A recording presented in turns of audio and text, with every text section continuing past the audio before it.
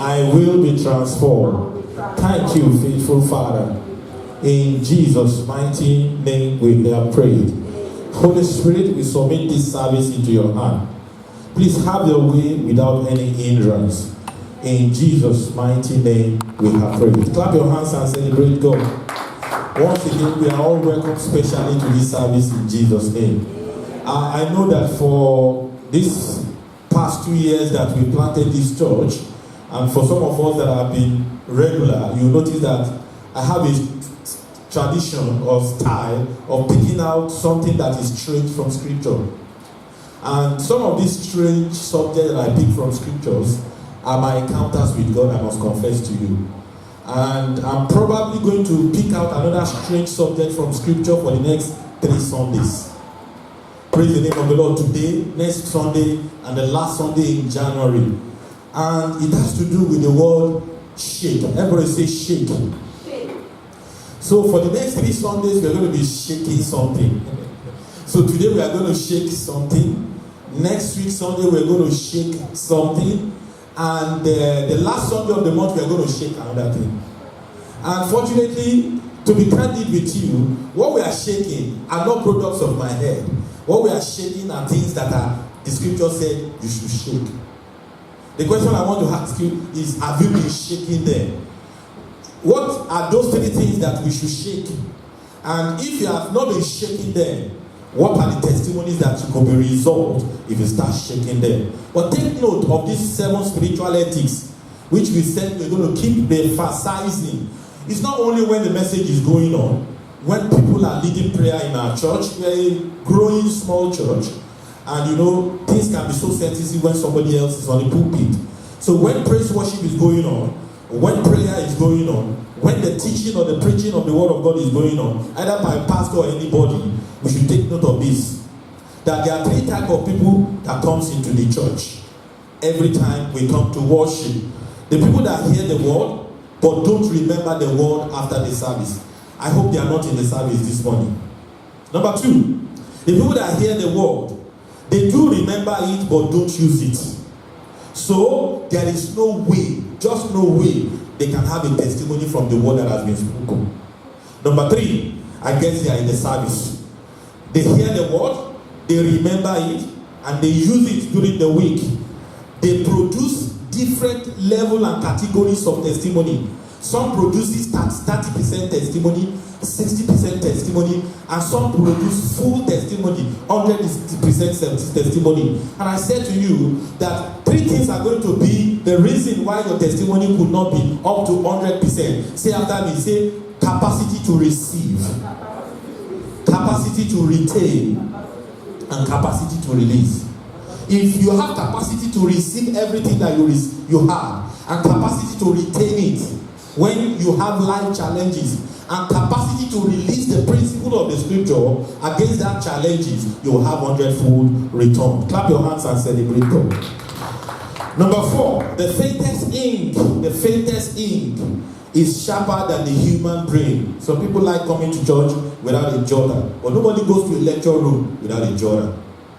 And if you don't have a pen and a Bible, you have phones that has notepads. The human brain is not as sharper than the faintest pencil or biro. So when you are in God's presence and you want to produce testimony by what you hear, learn to jot things down. Don't just jot it down to please the pastor. Learn to refer to it when you will need it. Remain focused and expectant all through the word, all through the service. Expectations remain the raw material for a testimony. Your attitude in the service is either contagious, and you may be acting for demons, strange spirits, or angels. I pray that you'll be an agent of the Spirit of the living God in every service. Finally, this is the greatest I know. One word. You may not have need of all that I'm going to be speaking about for the next 30 minutes or thereabout, but one word, come and say one word from God, is all you need in the service for a lifelong testimony and a turnaround. So watch out for your one word today. Say, my Father, send my one word to me today. I just need that one word that will turn my life around. Send my one word to me today. In Jesus' mighty name we have prayed. We have a scary statistics, and that statistics is the premise upon which I'm going to be preaching about shake off the dust this morning. Everybody says shake off the dust. Of course, it's in the scriptures. Let me show you Matthew chapter 10 verse 14. I'm sure you might not have heard the preacher preach about it before, but you might have heard a preacher preach about something relating to what I'm talking about. But that word directly, shake off the dust, you might not have heard it. Let's look at it in verse 14. And whatsoever shall not receive you, nor hear your words, when you depart out of that house or city. Everybody say, shake off the dust. Say, shake off the dust of your feet. We've talked about being a radical soul winner all throughout last month and the part of this month. And we talked about being a radical evangelist. Perhaps you go preach to somebody and they give you an attitude and they don't want to receive you. Perhaps in the ordinary course of life too, people give you attitude and they don't accept who you are. Praise the name of the Lord. If you are going to continue to live happily and joyfully, come on, say happily and joyfully, you need to learn to shake off the dust. So tell 3 people and say shake off the dust. I said shake off the dust. Tell another person, say shake off the dust. Look at Isaiah chapter 52 and verses 1 to 2 quickly. Isaiah chapter 52 verses 1 to 2. Can we read it, church? It says, awake, awake, put on thy strength, O Zion. Believers are referred to as Zion. He says, put on thy beautiful garments. Don't be moody. Don't be gloomy. Don't let anybody cast the yoke of sadness around your life. He said, O Jerusalem, the holy city, for henceforth is a prophecy. There shall no more come into thee the uncircumcised and the unclean. Can I hear you say amen to that? Amen. Look at verse 2. That's where I'm going to. Let's read together. 1 to go. He said, shake thyself from the doors. Arise and sit down, O Jerusalem. Loose thyself, because nobody may loose you. Loose thyself from the banks of thy neck, O captive daughter of Zion. Because dust creates captivity. Dust creates bondage. Let me tell you what I'm talking about. I'm talking about the 80s. Unfortunately, recently I kept on remembering that my pastor. And he taught and taught us from. In those days, he would teach us and teach us and teach us, and your mind will almost explode.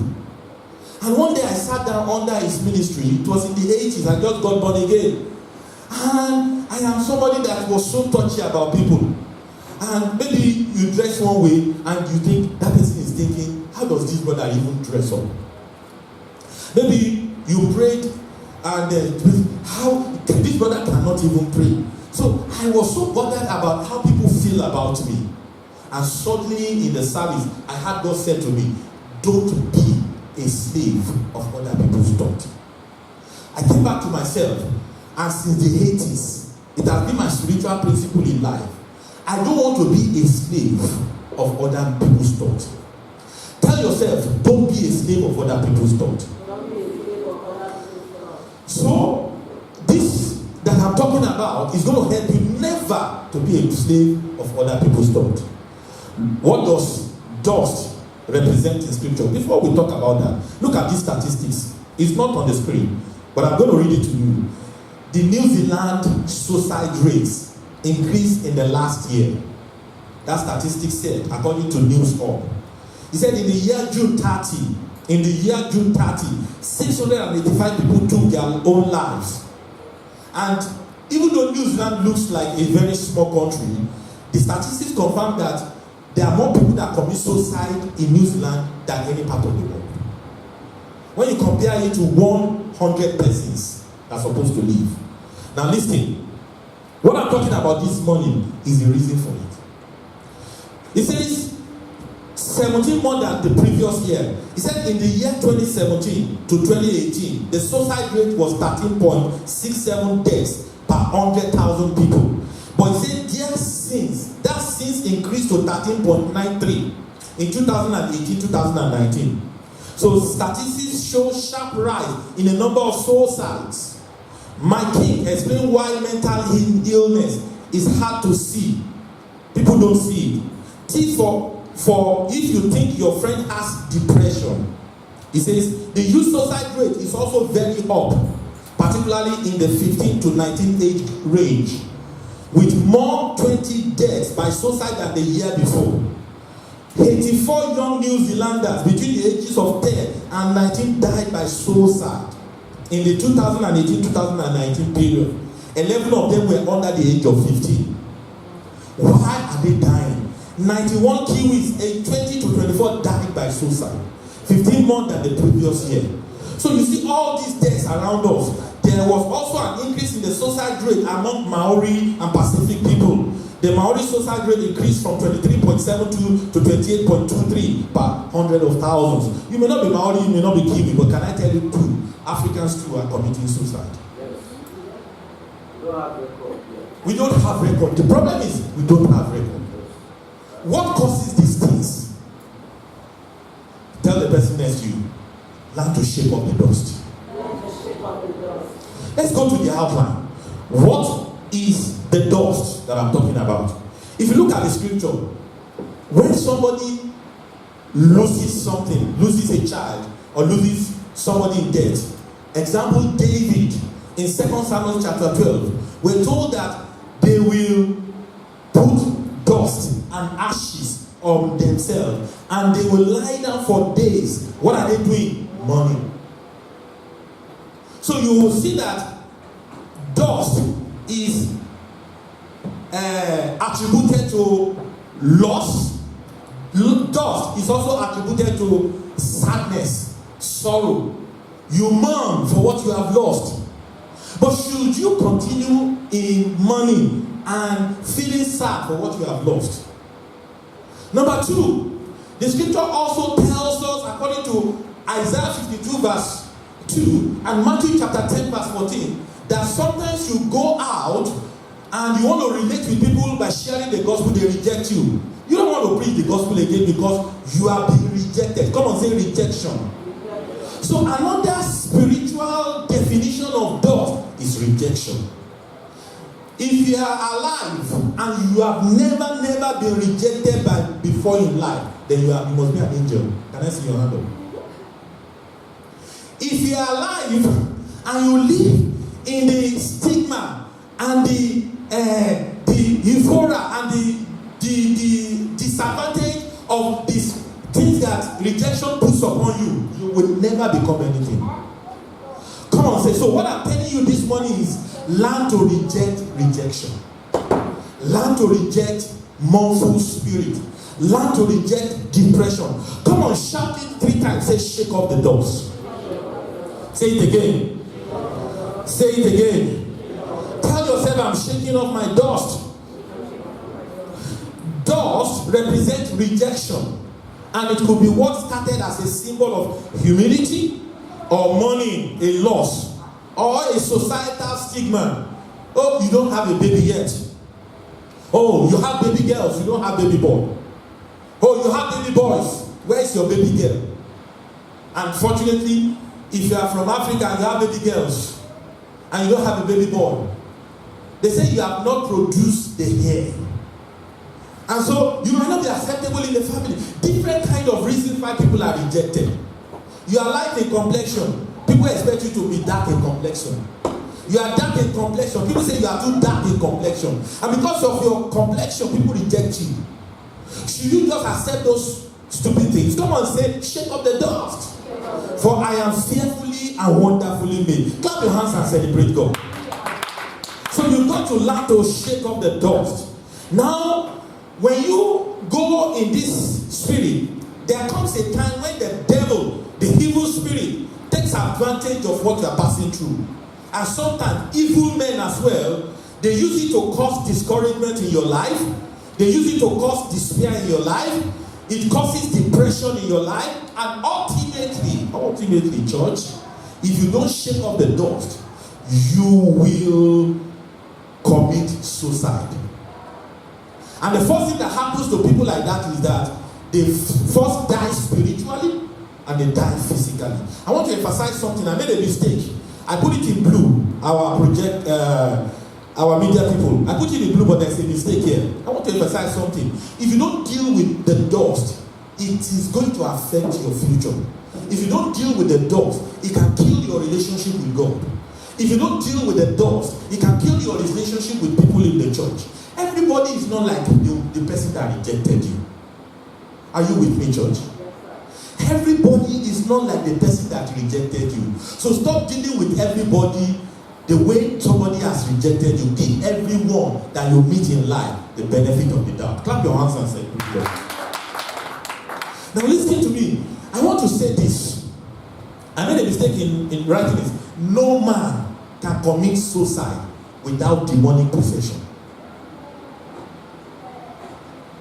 Now don't forget it. The scripture tells us that if you commit suicide, you have positioned yourself for eternity without Christ. That you're going to be lost forever in hell and Hades. Now, the activities of demons have been classified into various forms using the word P. People talk about oppression. People talk about suppression. People talk about depression. People talk about different kind of shun. But do you know the greatest of it is that some of these oppression, depression are external influence of demons upon our body. So you can pray and deal with it. You can pray and use the presence of God to chase them away.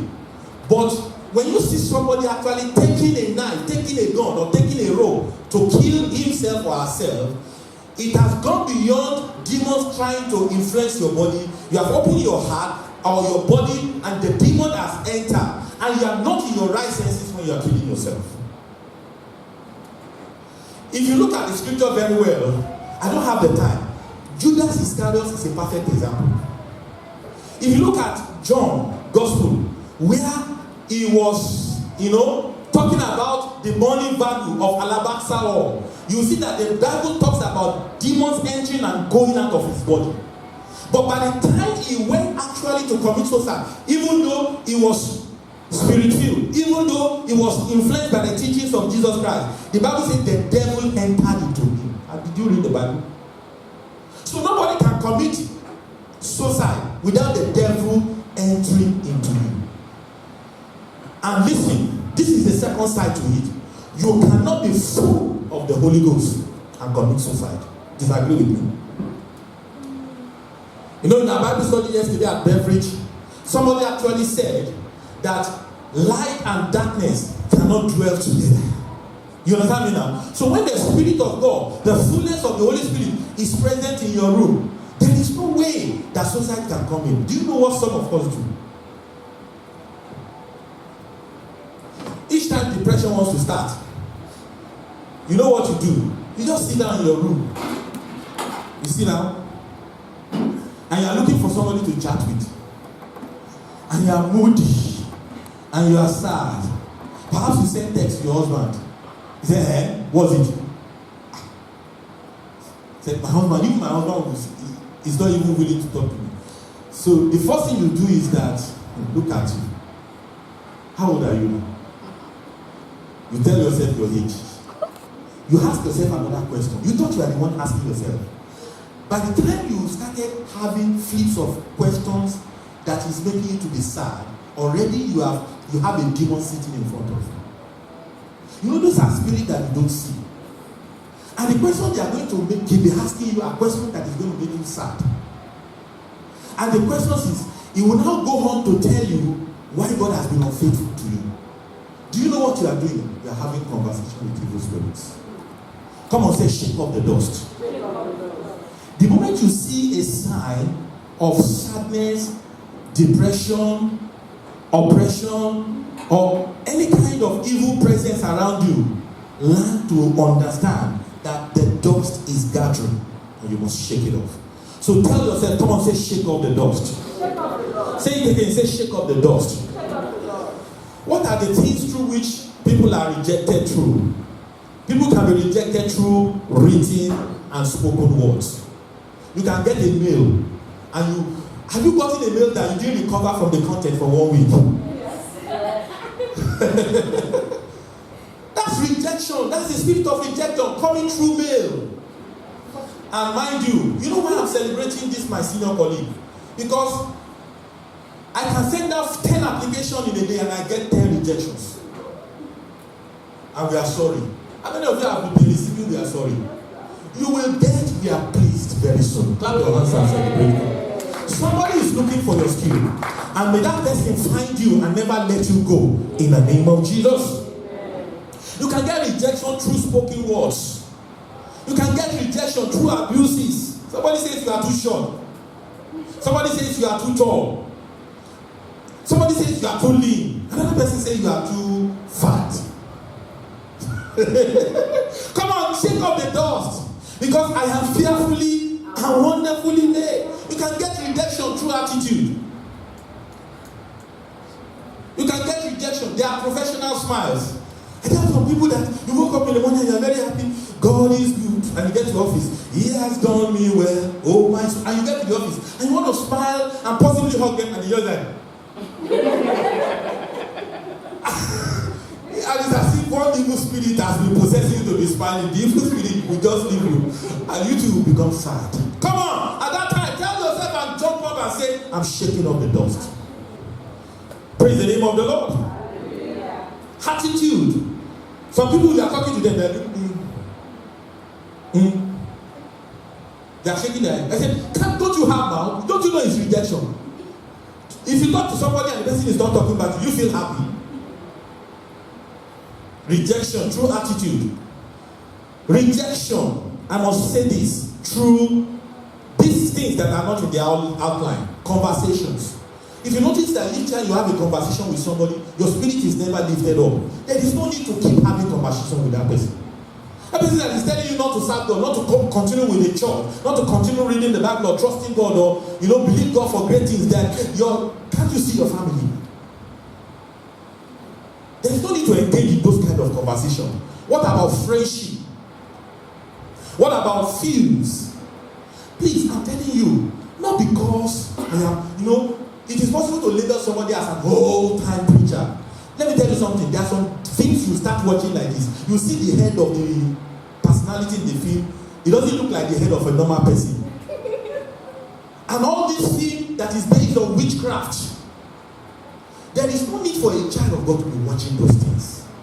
And you watch it. You don't fast. You don't pray. You don't read the Bible before you sleep. You now wake. You now sleep. And something is chasing you in your dream. Why would they chase you in your dream?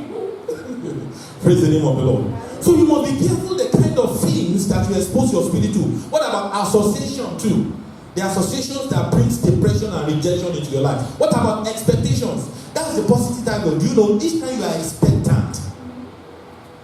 If you are expectant that this church will grow, there is a possibility you will slide into depression.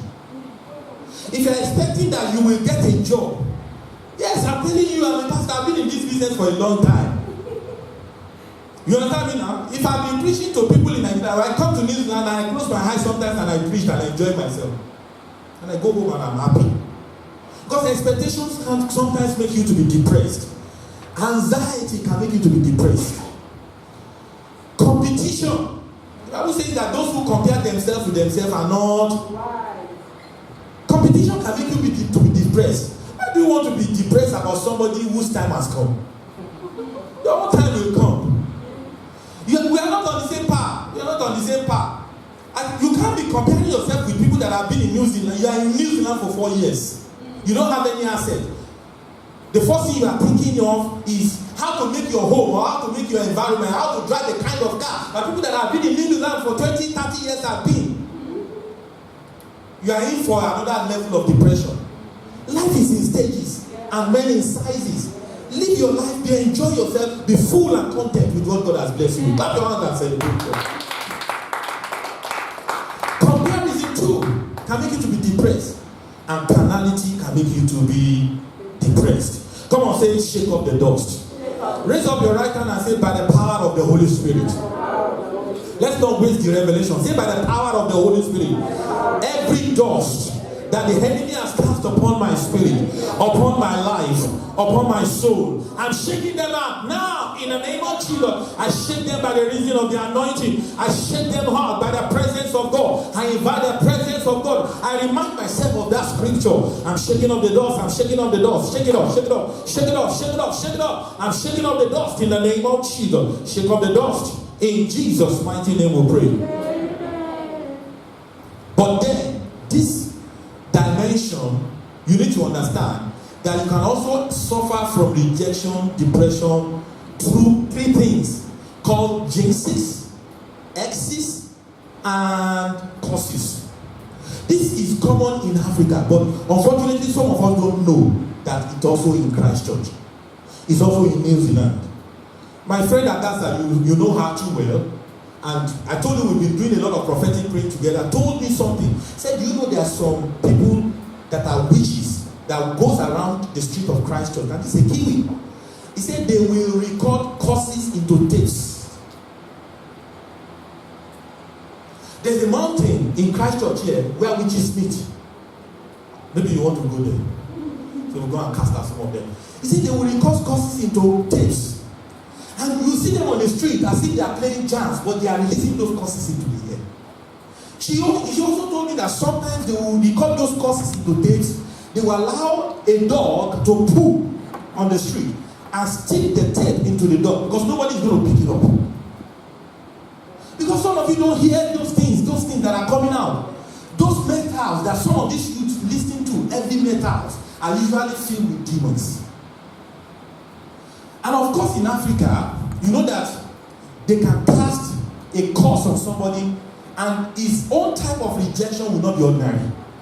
It will not be through email now. It will be a presence, a demonic presence that makes the person not to enjoy favor. So rejection also can take place through curses, through exes, and through jinxes. What are jinxes? Jinxes are little, it is white men that define jinxes this way. Little incantations pushed forward by intention that are meant to bring bad luck. Usually their effect happens only once. But when it is curses and exes, they are more permanent in nature. That's why you have generational exes, generational curses. I have friends that they don't marry in their family.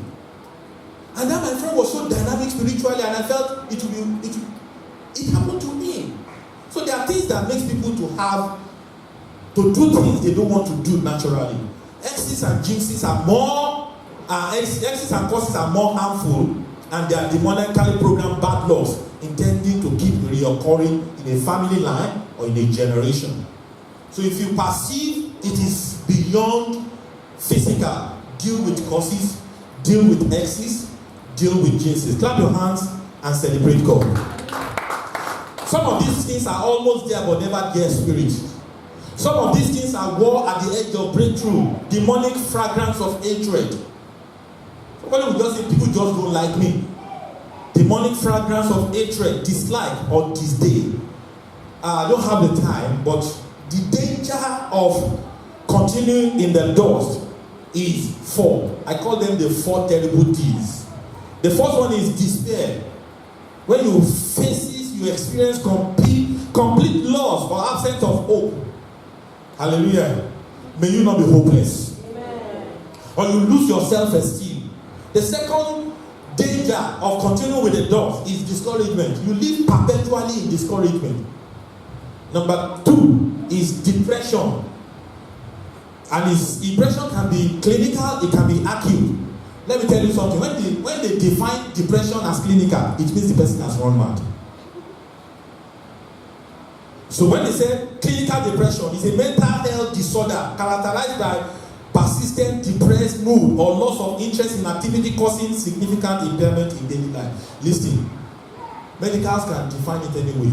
Some of us are from Africa. What do you want to get with the it means the person is run mad, real man. But there's a way they manage madness here. There's a way they manage madness. You know, it's not the way we manage madness. May depression not lead to madness. So that's another dimension to continue with rejection. And sometimes rejection happens as a result of maybe rape when they were young, abusive words when they were young, incest can open up somebody's spirit to depression and discouragement about men. There's so many reasons why people go through this, and the ultimate D is death. Quickly, what are the 5 weapons to fight failure this year? If you attend the World Time Service, let's remind ourselves, what are the 5 weapons to fight failure this year? The walk. What did I say? What is the second weapon? Words of life. What is the third weapon? Worship. And it becomes your worship. What is the fourth weapon? Warfare prayers. Learn to back the devil. There's a dimension of praying to God for something. There's a dimension of praying against the devil for what you want God to give you. Then the dimension of wisdom. Hallelujah. I continue. What are the way out of depression, of rejection, of the dust? Number 1, don't live in ignorance. Don't pretend. Understand the biblical principle of friendship. Not everybody, I say it again, is qualified for your friendship. Not everybody is qualified for your friendship. And love. Rejection. This will help somebody to live. Rejection is often somebody's opinion about you. And the Bible says in Lamentations chapter 3 verse 37, says, who is he that said and it cometh to pass when the Lord commanded it come? In other words, Jehovah, God, only has the final say in my life. Clap your hands for this God. What has God spoken about you? That is the opinion you should believe. That is the opinion you should live by. That is the opinion you should revel in. Stop thinking about somebody that says you are too short. Because very soon you will meet a man that will say, I'm looking for a short lady to marry. And you'll be wondering, what is this man looking at? What are you? And you see some of your mates, they are 5 foot, 6 foot, and you are 4 foot, and somebody wants to die because of a 4 foot lady. Accept what is written in the Bible is God's final say and authority over your life. Number 2, accept the danger. It's very, very dangerous. There are 2 people say it's very, very dangerous to keep living in the dust. Number 3, arise. What are you going to do? Get baptized in the Holy Spirit. These days, a lot of believers are seeking for the baptism of the Holy Spirit. Get baptized in the Holy Spirit and bask in the joy of the Holy Ghost. The Bible talks about righteousness. Romans chapter 14. Peace, joy in the Holy Ghost. The kingdom of God is not just meat and drink. He says it's also what? Righteousness, peace, joy in the Holy Ghost. If there's anything I'm praying for this year, I'm praying for joy in the Holy Ghost. Clap your hands and celebrate God. When you feel rejected, when you feel depressed, pray and say, joy of the Holy Ghost, I want to experience you. Have you seen Kenneth Hagin in ministry? And he was just going around, and the presence of God was heavy in the service, and people were just smiling. Have you prayed to the point that you pray in tongues, Masu Kaliba Sandaraha, and you started laughing? And that joy wells up from your spirit. You may not even speak in tongues, you may just be praising God, and something like a river of joy begin to flow in your spirit. How can you be depressed? How can you commit suicide in that state? It's not possible.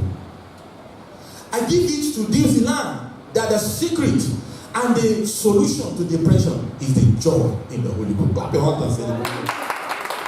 And let's spread the joy of the Holy Ghost. I love the Holy Ghost. The Holy Ghost, the joy that the Holy Ghost gives is the best antidote against sorrow and depression. This joy is pivoted in hope that God is thinking for you. God is thinking for me.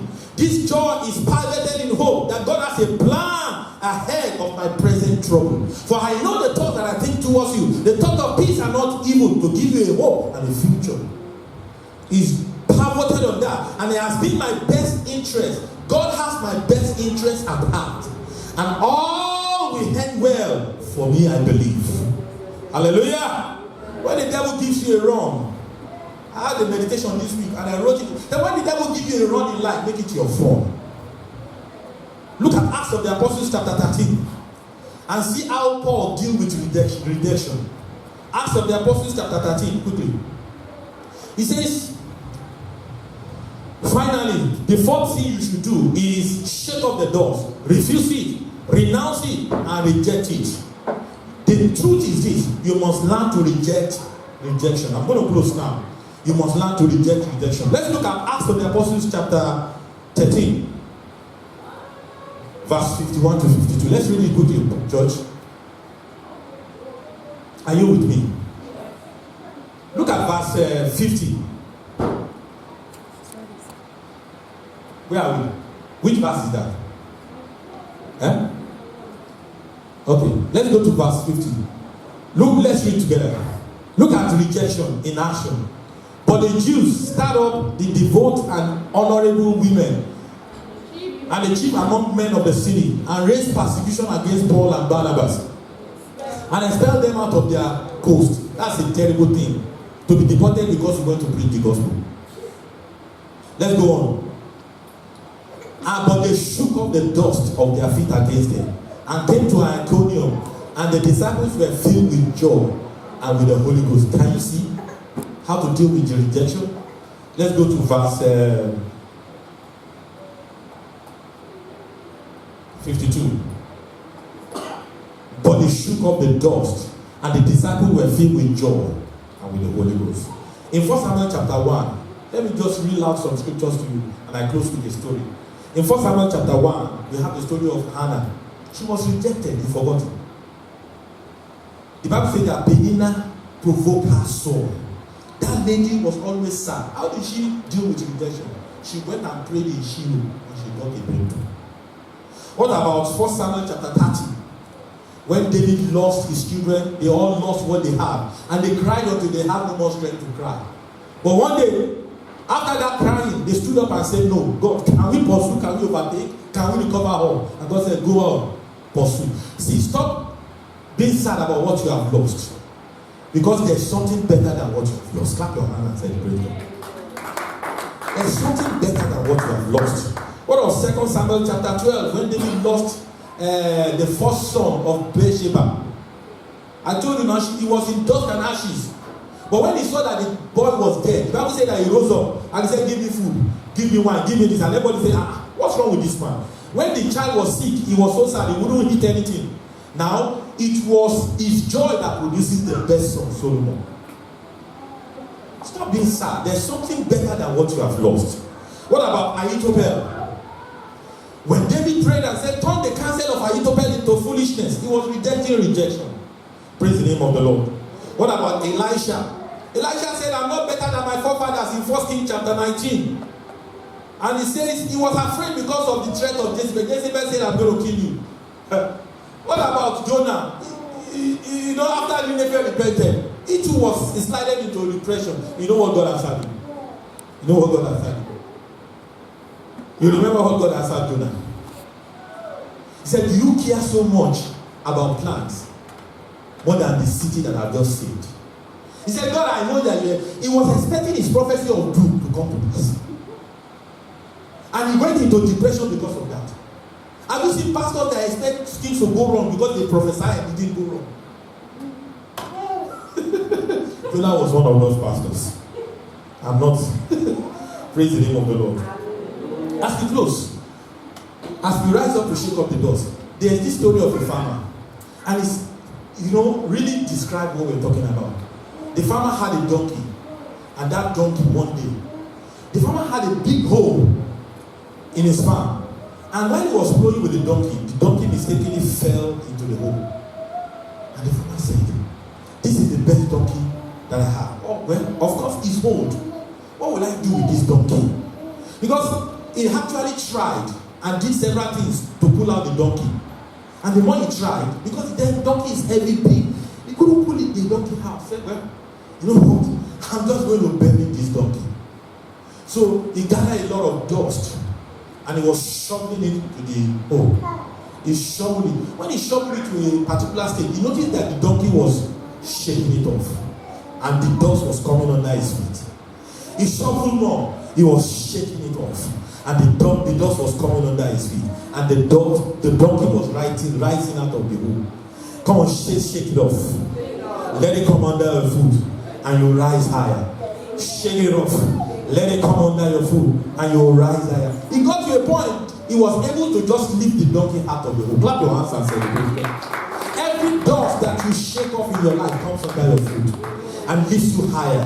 Come on, say, shake off the dust. Rise to your feet and tell 3 people and say, come on, shake off the dust. And shake it off, shake it off. If they are evil spirits, come on, shake it off. If they are jinxes, come on, shake it off. If they are exes, come on, shake it off. If they are curses, come on, shake it off. Come on, say, shake off the dust. So come on, tell yourself now, say, I'm shaking off my dust. Close your eyes and begin to shake it off. But have any kind of dust that you feel that is limiting your destiny, limiting your movement, limiting your progress. Come on, say, I'm shaking it off. I'm shaking it off. I'm shaking it off. Shake out the dust, church. Shake off, shake it, shake it off, shake it off, shake it off. Reject rejection, reject depression. Get baptized in the Holy Spirit. Ask for the joy that the Holy Ghost gives. Shake off the dust, shake off the dust, shake off the dust, shake off the dust, shake off the dust. Keep shaking off the dust. Keep shaking off the dust. Shake it off. I give you some time to pray. Just shake off the dust. Don't live with the dust. Don't be a slave of other people's thought. Don't live carnally. Don't live with competition. Don't live with comparison. Shake off the dust. I'm shaking off my dust, so you should shake off yours. Shake off the dust. Shake off the dust. Shake off the dust. Shake off the dust. Shake off the dust. Shake it off. Shake it off. Shake it off. Shake it off. I'm shaking off my dust. So you shake off your dust. Shake off the dust. Shake off the dust. Shake off the dust. Shake off the dust. Shake off the dust. Whosoever has rejected you has missed the greatest opportunity to have the best partner in life. Don't feel sad. Shake off the dust. Shake off the dust. Shake off the dust. Shake off the dust. In Jesus' mighty name we pray. Can we have the orchestra, the song? Listen to me. I'm trading my sorrow. I'm trading my shame. Listen, there's a story that is going to encourage somebody before we sing that song. You know, I don't know if you know Billy Graham, the greatest American evangelist. You know, Billy Graham proposed to a particular lady, and because of the way he looked at that time and his achievement at that time, the lady rejected marrying him. And later on, God led Billy Graham to Ruth. And after he became popular, that lady came to one of their, to where they were. And Billy told Ruth, he said, that was the lady that I should have married. And you know what Ruth did? Ruth walked up to the lady, said, thank you for not marrying Billy. Clap your hands and celebrate. Somebody is going to thank God like that. You too will thank God like that in the name of Jesus. If you are here in the service or you are watching us online, because we've got a lot of people watching us online these days, and you know you are not a child of God. It's not easy to have the Holy Spirit if you are not holy. And if you know there are still sins in your life that can particularly make you to miss the rapture. Look at what is happening all over the world. Earthquake, volcanoes, even the presence of the lights of what hell will look like just happened in Australia. God does not want anybody to go to hell. So if you are here to be a child of God, you can put your hand to your chest for in the service and just say after me, Lord Jesus. And if you are watching us online, just say, Lord Jesus, I believe you are the Son of God. I believe that you died for me. I believe that my sins today are forgiven. I want to accept you into my heart. I want to accept you into my life. I want you to give me the power to go and sin no more. Thank you, faithful Father. In Jesus' mighty name we pray. If you have accepted Jesus today, I congratulate you, you are a child of God. Please go and sin no more. In Jesus' name. I'm trading my soul.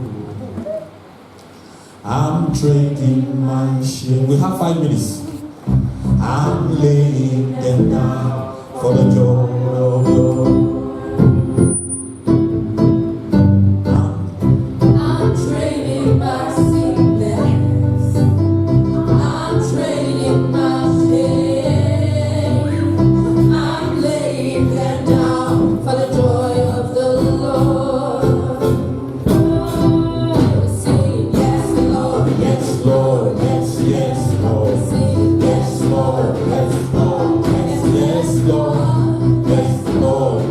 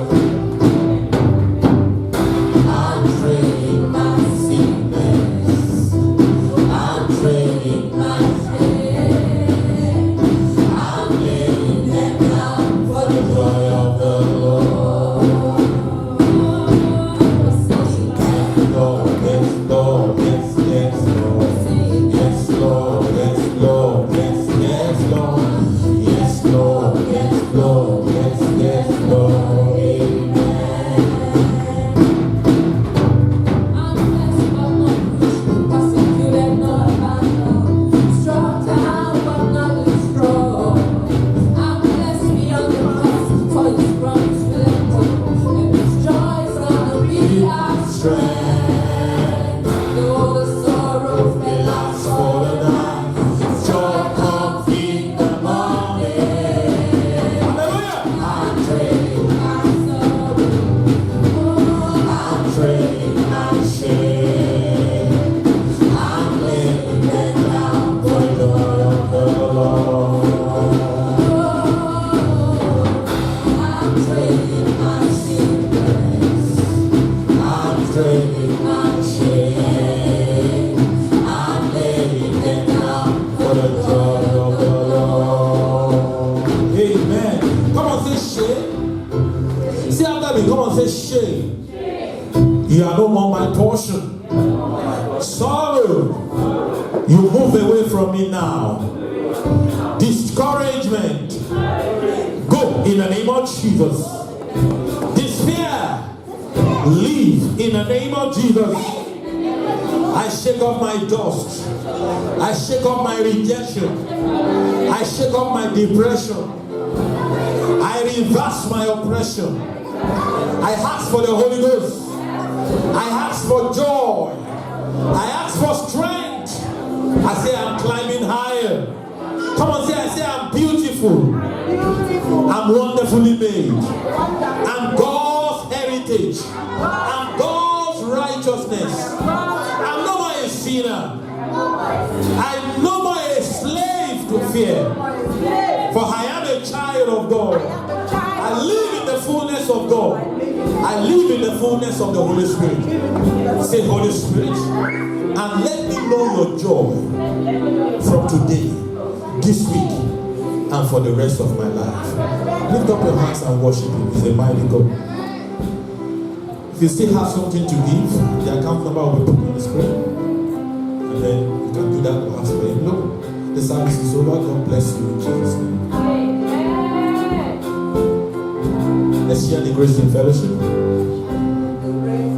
Lord Jesus Christ, and the love of God, and the sweet fellowship of the Holy Spirit, rest and abide with us now and forevermore.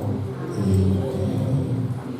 Sorry, we have a card for those who are worshiping for the first time. If you don't have the card, help us fill it so that we can pray for you and be in touch. God bless you.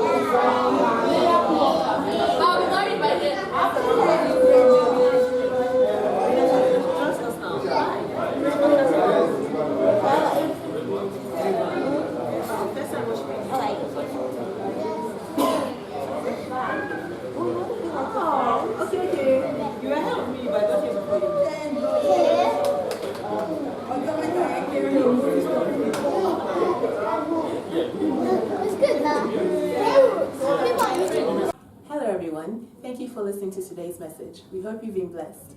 Please don't keep it to yourself, share it with your contacts, and don't forget to like and subscribe to this YouTube channel. Stay blessed.